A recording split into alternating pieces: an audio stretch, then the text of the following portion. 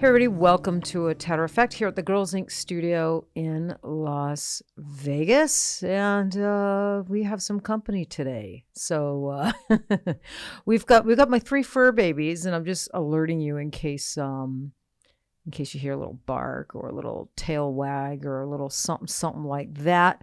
But yeah, Mama Cat is running an errand, and so me, Livy, and Willow got stuck babysitting the 3 fur babies. So we got Samson, Tula, and Delilah here in the podcast room with us. So yeah, all right.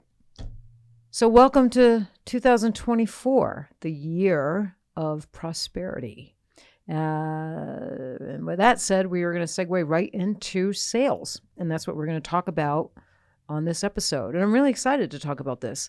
I think I have one of the best people I could possibly have sitting down right beside me to talk to me about sales.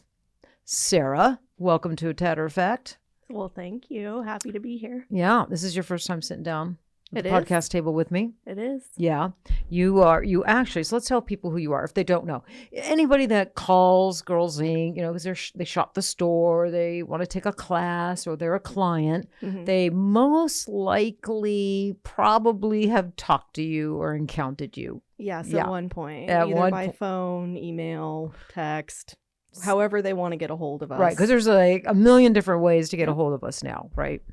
Yeah. Which can kind of be a pain in the ass. I mean, I wish it was just like back in the olden days, right? It's like, yeah, I mean, they either called or they emailed, but now they call, they email, they DM on, Instagram, they Facebook message you. I mean, there's like 6, 7, 8 different avenues of incoming messages now that you have to look out for and manage, and sometimes you can miss messages. Yeah, it can happen if you don't have the right processes in place. Absolutely. Yeah. Okay. So welcome. You work at Girlz Inc. You're here. You're one of our girls, and you happen to be really awesome at sales. And so that's what we wanted to talk about today, because I think a lot of PMU artists, right? My fellow PMU artists, many very talented, very skilled at procedural stuff, maybe excellent trainers, but maybe not so good at sales, or maybe sales makes them uncomfortable. I know sales made me uncomfortable, for a long time in my career. I had to get comfortable with sales. And I think maybe, there's a lot of people like me like that, right now. Absolutely. So let me ask you, let's just start really simple. What is sales? Well, I think we should lean into it and talk a little bit more about what sales isn't, or what it shouldn't be. Yeah. So what do you think about when you think of a salesperson? Me? Yeah. Okay. So let's go into that. Okay. So when I think of a salesperson, I think of like the car. The car salesman. And don't, God bless car salesmen. That's right. Right? We need them. Right? We need them. And but that's what I think of, because my experience is, you go to buy a car, and you get out, and I mean, you don't even get out of the car and get your door shut, and there's like 3 of them following you. Like vultures. And it really makes me super uncomfortable. And I can be a little rude and tell them, if I need you, I'll let you know. Exactly. And it happens at other places too. Like the salespeople just kind of follow you. You see them lurking around the corner, watching you, right? And I don't like that. That makes me super uncomfortable. Like the salesy stuff. Yeah. Right. So I think maybe that because that's my interpretation of sales, or my experience with sales. That's just how I looked at sales. Maybe that's why I was so uncomfortable with sales, because I didn't want to be that right to any customer, client, student. I didn't want to be that, or feel that way, even feel that way, because it feels uncomfortable to be salesy. It almost feels can I say a little like sleazy? Can I say that? Yeah, absolutely. Not that sales is sleazy or can be, or a lot of, but it can be. It can be or not be. Right. Right. And I think that goes into what sales actually is or what it can be. If someone's good at sales, really what it is you developing a relationship with someone and finding them a way to, or supporting them to fulfill a need. Mm-hmm. Right? So when you're looking at someone and you're talking to them, you can see where their pain points are. So it's more about active listening. Where their pain points are? Where their pain points are. Can you explain that I'm not even sure if I really understand that. Yeah. So a pain point is something that someone is struggling with. Okay. Right? So we can look at it from a permanent makeup perspective of you've got a client who comes in who's interested in getting their brows done. Say it's an older gal, mid 70s, early 80s, and she's shaking.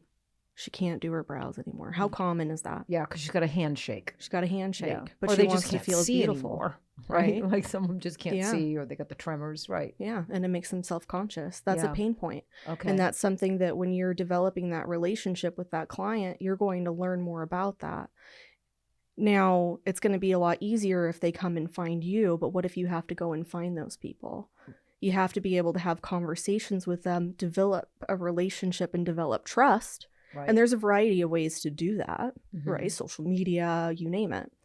But you need to be able to find that pain point, and then you lean into that pain point, build the trust, and then you capture the sale. Right. Right? It doesn't have to be sleazy. It doesn't have to be, and you can have beautiful brows too. It doesn't have to be an infomercial. Right. Well, look at all the ads like on Facebook now. I don't know why, but a ton of like coaching ads are just showing up on my Facebook feed, and they all sound so spammy to me. And they're not even like coaching people or coaching ads in permanent makeup. There are people that like I've never heard of, and it just seems like they're just a dime a dozen now. That's what everybody moved from being an influencer into now coaching, and it's just constant on my feed. And they all, none of them sound sincere to me. They all sound really spammy and salesy and make me really uncomfortable. Like I would never sign up for any of the ads, the way they're written, the way these people are approaching their ads or approaching potential, customers like me, because I like to do coaching. I like being a student of a good coach. Right. Someone who's smarter than me and has achieved things that I have not yet achieved but desire to. So I believe in coaching. But so it's all spammy. So that's probably, would you say that's the biggest mistake people make when it comes to sales, is being all gitchy and spammy? And yeah, I think that the responsibility of doing sales, just as being a salesperson, right, and priding myself in being in sales, is that it's not so much about what you can offer. It's you should be talking less than the person you're selling to. And so that's where a lot of companies go wrong, because they want to have the flash and pizzazz and go, we offer all of this. Well, that's great. You're not thinking about your client. Right. Client first. And that's where it comes sleazy.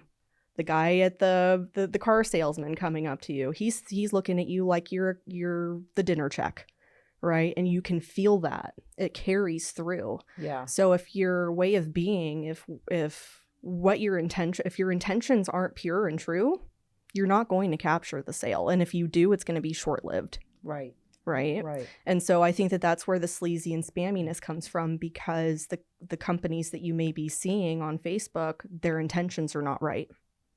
Right. And you can see right through it. Right. And can you oversell, like oversell yourself, or what am I trying to say? Like sometimes in permanent makeup, I'll see the ads. It just seems like they're overselling themselves. Like like they're promising like too much. I guess like they're overselling. Yeah, overselling and maybe over embellishing what they can do. Right. Right? And there's nothing wrong with it. Maybe they think that that's what's necessary, but people can pick up on that and they do see it. Yeah, and I think people are looking. I think people right now are desperate for authenticity. Absolutely. Yeah, and they recognize authenticity, They do. right? And you can see right through it when it's not. Right, Right? right.